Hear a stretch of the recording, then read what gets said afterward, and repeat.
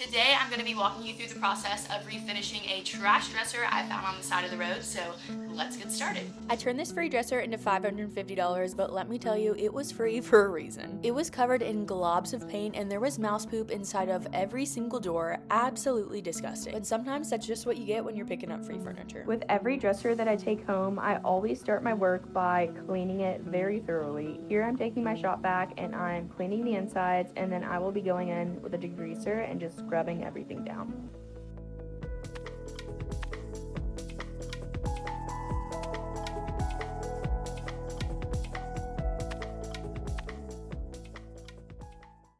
So to get this flip started, I'm just going in with a paint stripper. This is going to be the easiest option. If I were to just go in and sand everything down, it would take forever and be a huge headache.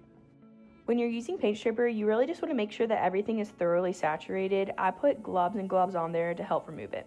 This is very high chemical, so make sure you're wearing a mask and some gloves. Now we're going to wrap this whole thing in saran wrap. This is going to prevent the paint stripper from drying out, and it really soaks it in there and makes for a great removal. Now you don't have to use saran wrap when you're stripping paint, but I knew that there was layers of paint underneath this, and I thought that this might help it strip off a lot easier. And as you can see, it took off some layers of paint, but there was still plenty of layers that I had to work through. Stripping paint can be tedious and messy, but it is so satisfying when you see the globs of paint that just fall off the dresser. Now, as you can see, this is only with one round of stripper, and there's still plenty of layers underneath, so needless to say, this took multiple rounds to get the paint off. Once you're done stripping, it is always super crucial to go in with a mineral spirits. This will help get all the sticky residue off of the dresser. When I'm cleaning up with mineral spirits, I like to use a wire bristle brush and steel wool. This will help get all the gunk off the dresser. This step is also very messy, so I always go in and wipe it off with a cloth, and you would be surprised just how much paint still gets removed with the mineral spirits. This is what the dresser looked like after removing layers of paint with chemical stripper and scrubbing everything down with my mineral spirits. You still have to go in and sand once you're done with these steps, but it makes sanding a lot easier and quicker.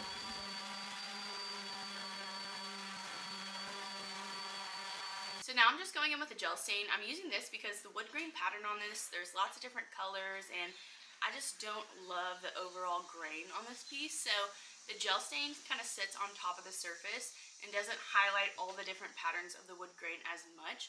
Of course, I love the wood grain. It's not going to completely cover it, but it'll help. So I have these little half dowel rods. They are flat on one end and round on the other. I had the idea of creating a design on these drawers with it. So I have this tiny little baby miter saw. It's my favorite power tool, super beginner friendly. I'm just going to be cutting these to the size of the drawers that I'm going to be putting on. I've clamped it down so that it doesn't move, and then I've used these boards as like a stopping point clamp so that I'll get the same cut every single time and I don't have to keep measuring.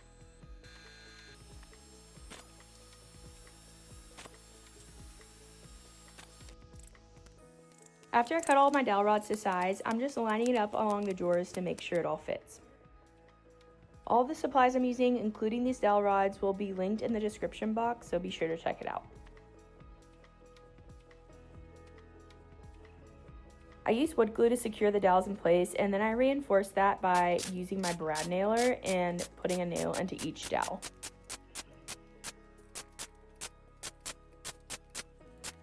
So now I'm going to have to go in and fill all of these holes, and in some areas it even split the dowel rods, like on these boards, so I'm going to have to go in and fill those as well.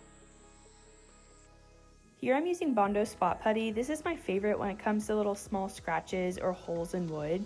Honestly, just ditch the wood filler. This dries so much faster, and it is a must-have when you're flipping furniture.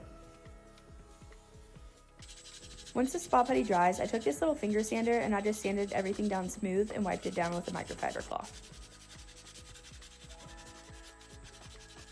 Needless to say, sanding all these down by hand was tedious, but well worth it when the final product was revealed. The next thing I did was repaired all the larger areas of damage with Bondo wood filler. This is the best choice when you're repairing large damages. Regular wood filler will just crumble or sink when you're using it in large areas, but this Bondo body filler is amazing. It's perfect when you're missing big chunks of wood, and it can be built up very deep and thick, and it has minimal shrinking and sands extremely smooth. So now I'm just going in with some Zinsser spray primer to seal off any kind of like stains or pieces that might pop through with the paint.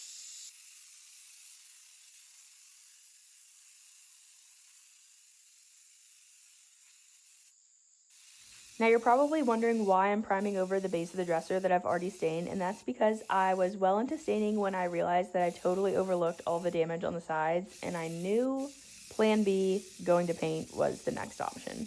How I fixed this was luckily just scuff sanding the areas that I stained and then priming and painting. This HomeRite paint sprayer is the best paint sprayer for beginners. I've tried 4 different sprayers, and this one is by far the most inexpensive and easiest to use. 10 out of 10 recommend.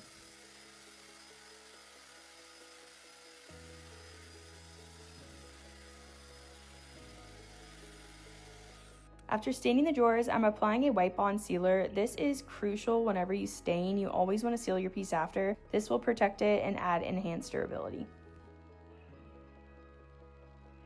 I'll be adding some support to the base of the dresser, and then I'm using these little furniture legs that I got off Amazon, and they are super inexpensive and a great option when you want to give height to your dresser. Again, I'm using this gel stain to match the drawers. It goes on pretty thick, and you always want to make sure you wipe off with a cloth after. I've used these legs on multiple dressers. They're very beginner friendly and come with all the screws and attachments that you need. So for the base of this dresser, you can see here there's just open space.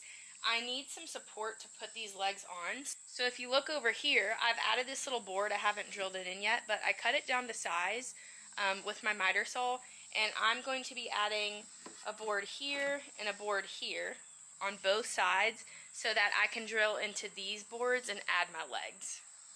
Here I'm using my pocket hole jig to screw holes into the boards that I'm using for the base. This will be how my nails screw into the boards and attach onto the base. It provides a secure and strong joint. Lastly, I'm just screwing in the legs and adding in new hardware. So as a reminder, here's what the dresser looked like before, and here it is after. I honestly love the two-tone look so much. I think that the black and the stain color combo really complement each other. I got this dresser for free, and I ended up selling it hours after listing for $550.